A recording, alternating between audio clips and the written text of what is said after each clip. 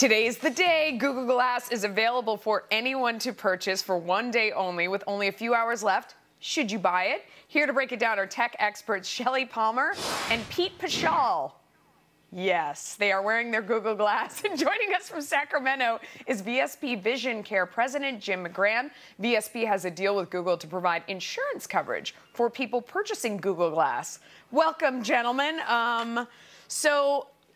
I mean, trying to set aside that they're fabulous. I mean, Thank you. I'm not sure that if we walked into a bar, I would necessarily come up and talk to either of you.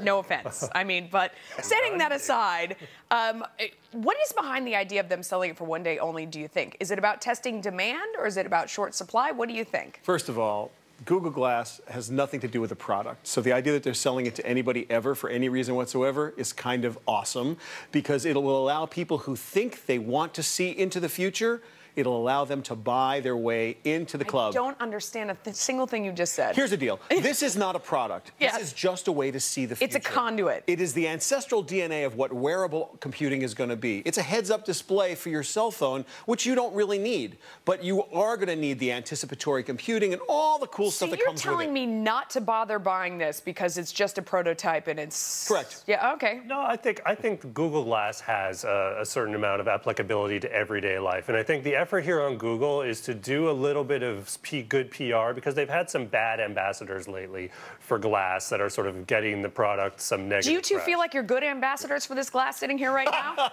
You know what they call I mean, people? I can't help they it. call people who wear Google Glass in public? Glass holes. I'm not sure you're allowed to I'm say not sure that you're allowed on to television. say, well, I'm not either. Okay. But here's the thing. Yes. People do weird stuff because the creep factor is so amazingly high, right? I can take a picture by just winking my eye. I can take a video. I mean, you have to be a very good actor. So don't you, I mean, if you're walking down the street, then people just steer clear of you. You could be taking a video of me.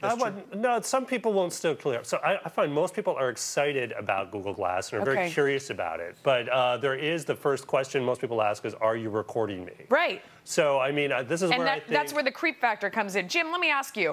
You know, there's a problem in San Francisco right now of people getting attacked wearing these. I mean, this is really the epicenter of we're seeing this battle between the 99% and the 1% explode.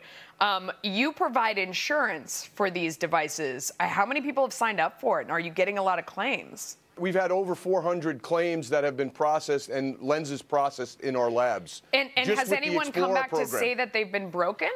And they've wanted to get their money back, or wanted a new pair, or however you do it?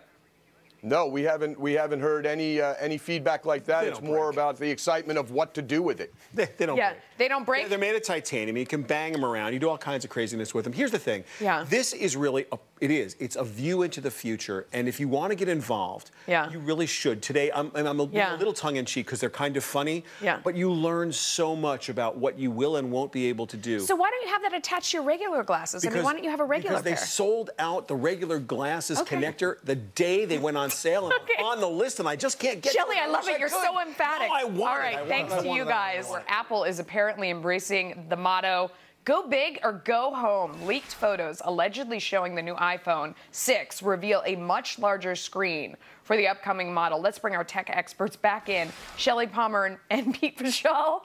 Pete, you've still got your Google. No, it's okay. We've already. No, you don't. You absolutely do not have to. It would be easier for me to take you seriously without them. Let's talk about the iPhone. A bigger screen. Is this, of course, there was the leak memo last week that said where Apple internally was saying to itself, customers want what we don't have. They want a bigger screen and a cheaper device. This is bigger. You think it's going to be cheaper? No. So is this a good answer? Well, this is Apple basically following where the market's been going for a while, and all of its competitors have put out phones with larger screens. 5 inches is really kind of about the norm now, and by all reports, that's about what Apple's going toward, although they're probably going to have a smaller model to go alongside with for those more traditional people who like to operate the phone with one hand. Apple currently has 70% of the global market. Samsung has 33%. What is this you have here? This is a Samsung Galaxy S4. The S5 is about the same size. It's what everybody wants. wants. Apple knows it. They've had a little trouble with their screens. They're having a lot of trouble with their screens, actually. So they're not trouble able to, in what way? They're not able to make the glass covering the way they want to make it. There's talk that it may be made out of sapphire as opposed to being made out of Gorilla Glass. That sounds fabulous. It is fabulous because you'd be able to bang it and it wouldn't break. The problem that they're having is that they don't have it. So they're talking about having a 4.7-inch screen, which is just a little bigger. They need a 5-inch, 6-inch. They got to get up there. People really want giant phones? That doesn't really fit in my little handbag when I go out. Well, that fits in your pocket, it's not a problem? Is your phone can also kind of replace a bit of what your tablet does. So you kind of have an everything device. I mean, the smaller screen inherently lends itself to kind of a worse experience with things like Netflix or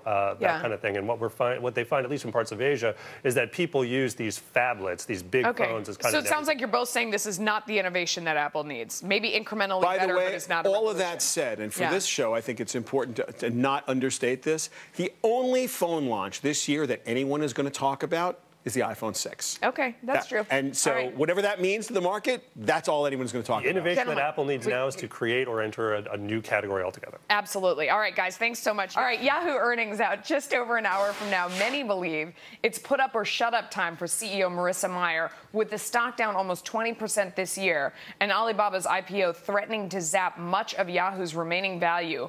Mayer could be facing her most critical time at the helm. Shelly Palmer and Jack Howe are back with me right now. What do you think? What do you expect?